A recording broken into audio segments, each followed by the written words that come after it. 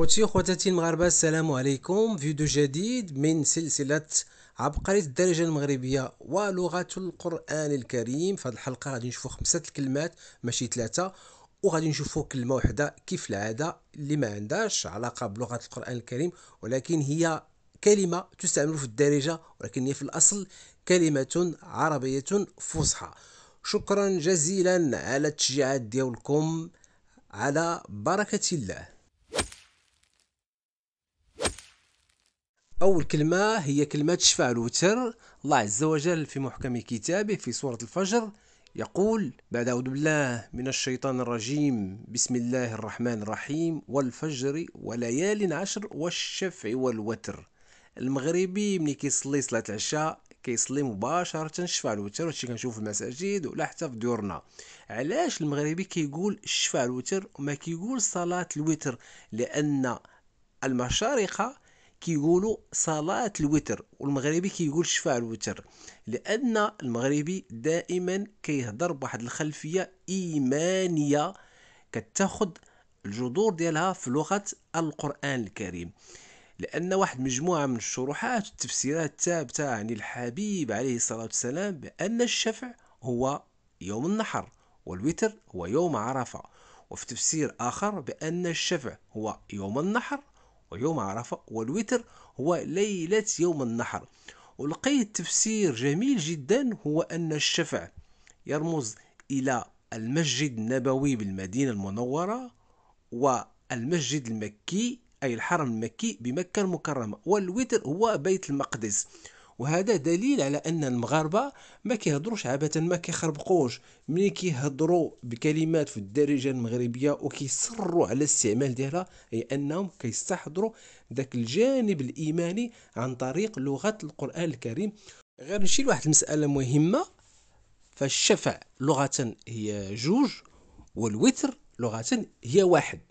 داكشي علاش كنصليو 2 ركعات في الشفع، وفي الوتر كنصليو ركعه واحده. ولكن المغربي كيفضل يقول صلاة الشفع والوتر، ما كيقول صلاة الوتر، لأن 2 زائد 1 تساوي 3، فكتعطينا رقم وتري أحادي أي 3. ولكن المغربي كيفضل يقول شفع الوتر لأنه كيستحضر الآية القرآنية في سورة الفجر، هذا أولا. وثانيا كيستحضر هذا التفسير ديال الرسول عليه الصلاة والسلام وعلى آله وصحبه أجمعين، والله أعلم. وكيف كتلاحظوا من خلال التفسير ديال الآية القرآنية، فهاد الآية كترمز لواحد الشعائر اللي هي عظيمة عندنا في الدين ديالنا، أي الحج وعيد الأضحى. والمغاربة قديما كانوا ملي كيمشيو يحجوا إلى بيت الله الحرام، كانوا ملي كيساليو الحج كيمشيو مباشرة إلى بيت المقدس باش كيكملوا الحج ديالهم، لأنهم كيعتبروه أولى القبلتين وثالث الحرمين. فالحبيب عليه الصلاة والسلام وعلى آله وصحبه أجمعين إلى يوم الدين صلى تجاه قبلة بيت المقدس 14 سنة. 14، 4 زائد 1 كتعطينا 5، وهي عدد الصلوات المفروضة على المسلمين. فقط شاهد مني، لأننا حنا كنهضروا على شفاع الوتر لأنه رقم وتري أحادي. فمني شفت 14 سنة صلى الحبيب عليه الصلاة والسلام تجاه بيت المقدس أولى القبلتين وثالث الحرمين، وانا ناخذ 1 زائد 4 عطاتني 5. قلت سبحان الله، شوف 5 صلوات المفروضة و14 سنة، والحبيب عليه الصلاة والسلام على آله وصحبه أجمعين يوم الدين وهو يصلي تجاه بيت المقدس، والله أعلم. الكلمة الثانية هي كلمة حيد. المغربي ملي كيقول لك حيد من الطريق أي تجنب، تبرم، وقف في الجنب، أي خوي لي الطريق باش ندوز. الفعل هو حاد يحيد. الله عز وجل في محكم كتابه في سورة قاف في الآية يقول: وجاءت سكرة الموت بالحق وذلك ما كنت منه تحيد، أي ذلك الموت الذي كنت تميل عنه تتجنبه وتفر منه. فهو نفس المعنى اللي كنستعملوه في اللغة الدارجة ديالنا، وهذا دليل على فصاحة الدارجة المغربية وعمقها الإيماني باستعمال لغة القرآن الكريم، والله أعلم. الكلمة الثالثة هي كلمة فرية. احنا في الدارجة المغربية كنستعملوها بمعنى شي حاجة خايبة. الفعل هو فرى يفري. يقال فلان يفري الفري، أي يأتي العجب في عمله. يأتي العجب في عمله، أي كيدير شي حاجة اللي فيها العجب، مي كيصوب شي حاجة ولا كيصنع شي حاجة. فنفس المعنى سنجده في الآية القرآنية بسورة مريم. بسم الله الرحمن الرحيم. قالوا يا مريم لقد جئت شيئا فريا، أي جئت بشيء عظيم عجيب ومحير. فهو نفس المعنى اللي كنستعملوه حنايا في الدارجة المغربية، غير في الدارجة المغربية ديالنا كنستعملوه كثيرا بمعنى شي حاجة اللي هي خايبة. فتقريبا فهو نفس المعنى، وهذا دليل على أن الدارجة المغربية دارجة تتمتع بالفصاحة، فصاحة اللغة العربية، وخاصة لغة القرآن الكريم لما تحمله من الإيمانيات في الحوارات اليومية ديالنا، والله أعلم. الكلمة الرابعة هي كلمة الحوت، أي بمعنى السمك. حنا البلد الوحيد في العالم العربي اللي كيستعمل كلمة الحوت للدلالة على السمك، وهذا دليل آخر على استعمال لغة القرآن الكريم في الدارجة المغربية منذ القدم. في سورة الكهف بسم الله الرحمن الرحيم. قال أرأيت إذ أوينا إلى الصخرة فإني نسيت الحوت وما أنسانيه إلا الشيطان أن أذكره واتخذ سبيله في البحر عجبا. هنا سيدنا موسى ملي كان مع المساعد ديالو اللي هو نبي من أنبياء الله عليهما السلام، نسى باش يتذكر الحوت اللي كانوا جايبينه باش ياكلوه. وفي ديك اللحظة الحوت فاش كانوا في ديك الصخرة حيا وتلاح في الماء. سبحانك يا عظيم، إنما أمره إذا أراد شيئا أن يقول له كن فيكون.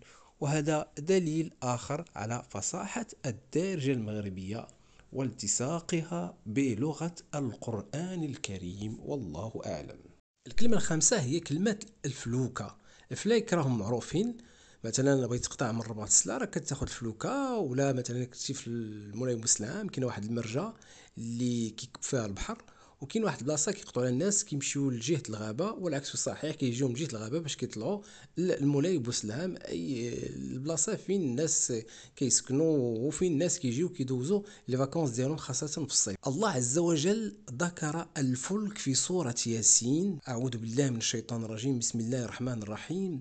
وآية لهم أنا حملنا ذريتهم في الفلك المشحون.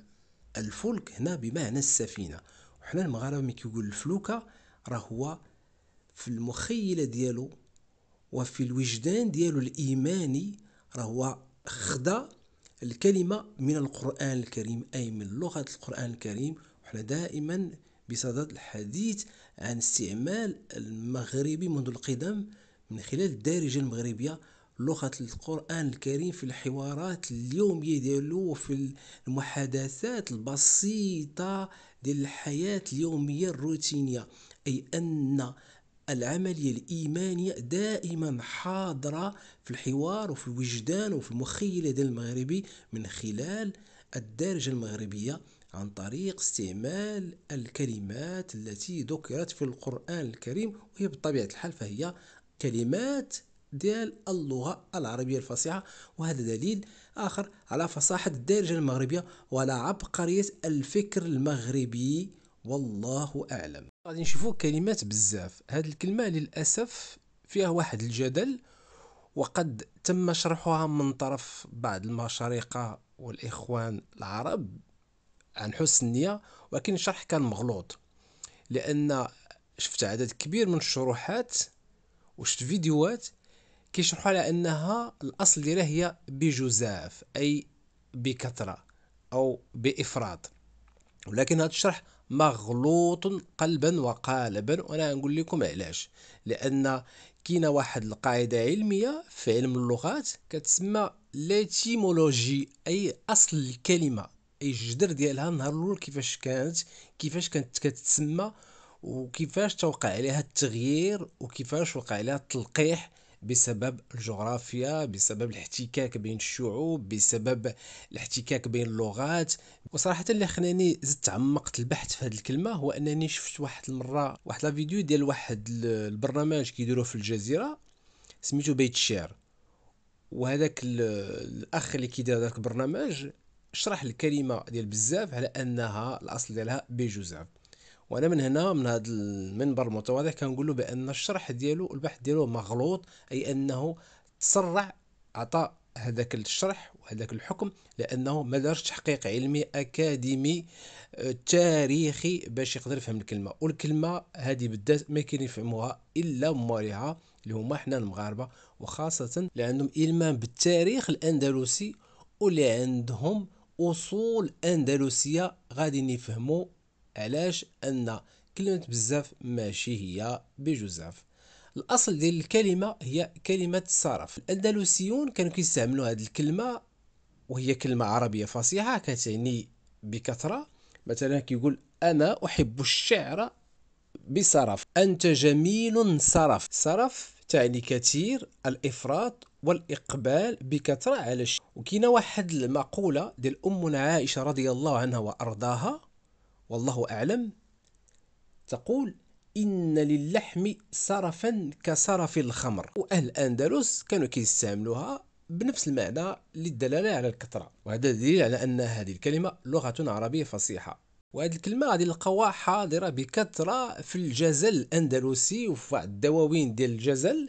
الجزل راه كتعرفوه نوع من الشعر ولكن بالعامية الأندلسية، واللي مادام توارثناه حنا المغاربة الحمد لله بعد دخول أهل الأندلس بعد طردهم من بلادهم الأندلس، ورجعوا وجاو للمغرب باش يستوطنوا فيه، وجابوا معهم أكيد التراث ديالهم وكاع الحضارة ديالهم وجميع الثقافة الأندلسية جات للمغرب الحمد لله. وكان هذا في حد ذاته يعني إشباع وإضافة للهوية والثقافة المغربية.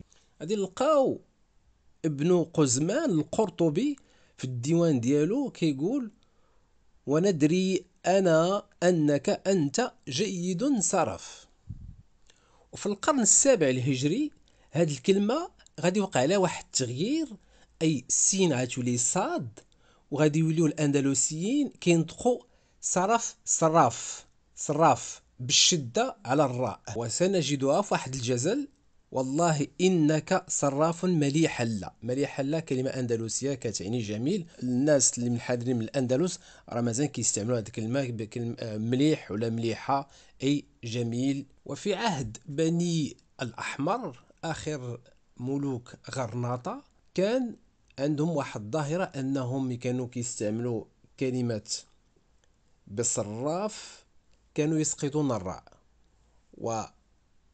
والمؤرخون كيأكدوا على أن الغرناطيون كانت عندهم واحد الظاهرة غريبة في النطق، أنهم في جميع الكلمات كانوا يسقطون حرف الراء ما كينطقوش. وبالتالي ملي كانوا كيبغي ينطقوا بصراف كينطقوا بصاف. انا اعشقك بالصاف اللي غادي تحول لبزاف. هناك مراسلة بين احد الموريسكيين الذي كان يختبئ في جبال البشيرات في الأندلس كيراسل أهل المغرب، وكيقول في المراسلة ديالو في آخر الرسالة عمل ما يصلح بالصاف. منين جاو أهل الأندلس منين جاو دخلوا للمغرب لقاو المغاربة هما عندهم واحد القواعد ديال النطق في العامية ديالنا. المغربي عندما كتكون الكلمة كيسبقها الباء مثلا يبصق اللي كنقولوا هي كتفل كيقول كيبزق. فمن بداو المغاربه كيستعملوا كلمه بالصاف بداو كينطقوها بزاف، اي للدلاله على الكثره، جايه من صرف كما قلت في بدايه الشرح ديالي، وانتقلت من الصرف الى صراف بالشده فوق الراء مع الصاد، ومن بعد ولات بالصراف، ومن بعد ولات بالصاف، ومن بعد ولات بزاف عندما دخل أهل الأندلس إلى المغرب.